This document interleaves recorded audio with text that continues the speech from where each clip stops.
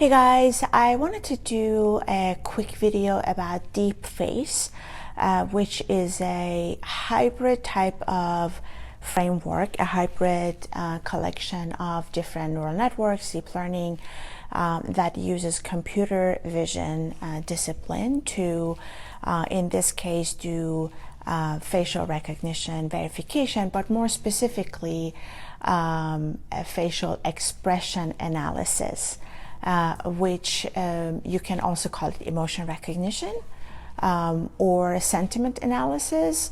But essentially, this hybrid level of neural networks, Deepface, makes that distinction between different facial expressions at a very, very high level, like analyzing fear, anger, happiness, etc. I believe the license of it belongs to MIT, but it's open to anyone who wants to use it because, again, it's a hybrid level of neural network deep learning.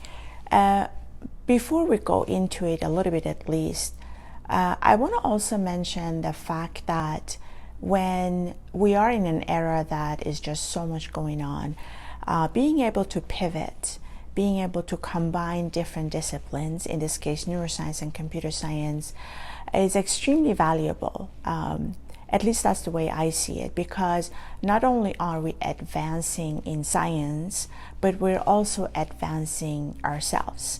So, for example, it doesn't really matter if you're a student or just curious about this space, or you're already an expert, for example, in your field, computer science and neuroscience.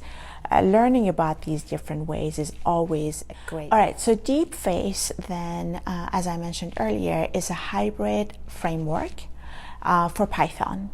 Essentially, it takes several different state-of-the-art neural networks and mashes them up together, and you can use it in Python, write a few commands in Python and then use it. And I'll add a link below the video if you want to look at it yourself and poke around with it. And you don't need to know a lot of Python. You do need to have a little bit of a background, but you don't need to be totally expert on it. And there's also enough help resources, if you search for it online, if you want to learn about it. And I highly recommend if you want to poke around. So for the Deepface, you don't need to have access to, for example, camera, etc. All you need is the images that you want to analyze. And also in this channel, because we talk a lot about EEGs and brainwaves, you really don't need to have access for that either. You can just poke around with Deepface, having just a few images that you want to analyze. So the analysis doesn't go that deep, but it is worthwhile poking around, especially if you have extra time on your hand and you want to poke around with it, because you can feed in these images and have the convolutional neural network do the job. But one main reason I wanted to talk about Deepface is not so much about the traditional way it analyzes, but I want to connect it back into what we talk about. And the way I want to connect it to what we talk about here is the fact that you can use convolutional neural networks, aka CNNs, in computer vision, and that you can also connect it actually to EEG, to brainwaves. That is the main reason I brought up the Deepface. I should have probably said it from the beginning, but I'm not very good at making these videos, so bear with me. So in my most recent book that I published, I did talk about convolutional neural networks working with specific type of EEG data, which is brainwaves, neural oscillation data.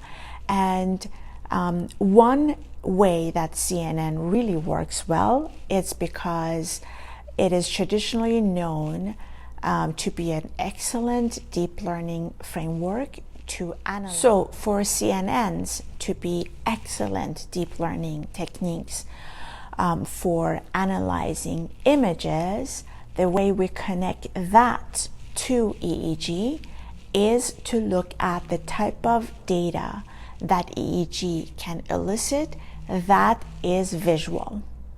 And so in the book, I then talk about spectrograms, because that is one of the ways in which you can translate brain waves, aka neural oscillation, aka EEG, into something that is visual. And that is how you can use CNNs for brain waves at a visual level. And that is what makes it so exciting. So you don't need to just have just images, you can actually have images of brain waves.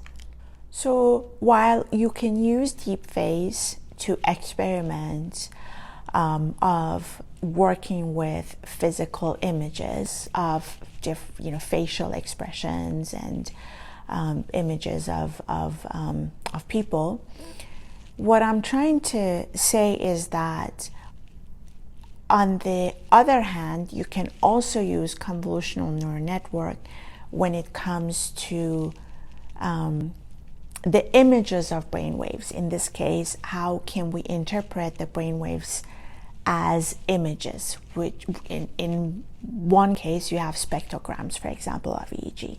So that is when you want to experiment doing CNNs, convolutional neural networks, for neural oscillations. And that is one part that I talked about in the book. And this is the part that I want to expand a little bit on. Because expanding on this part, I believe, is extremely important and pivotal in our field, especially because we are, connecting computer science and neuroscience. And it's also something that we really don't talk about too much of, and it needs a lot of exploration.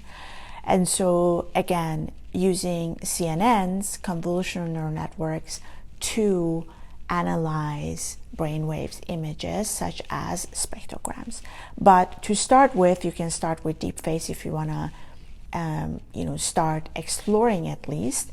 However, for that, at least at this point in time, you don't need EEG. You can just take your own picture or anybody else's picture. You really don't need EEG. So that's kind of easier to start with.